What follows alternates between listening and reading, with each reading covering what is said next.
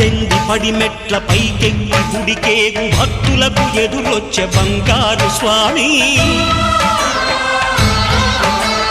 ఇరుముడులు స్పృశించి శుభమనుచు దీవించి జన బృందముల చేరే జగమేలు స్వామి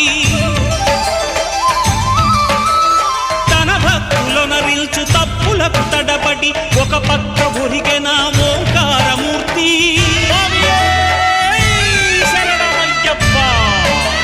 స్వాములందరూ తనకు సాయము కాగా ధీమంతుడై లేచే ఆ కన్య స్వామి పట్టబంధము వీడి భక్తతతికై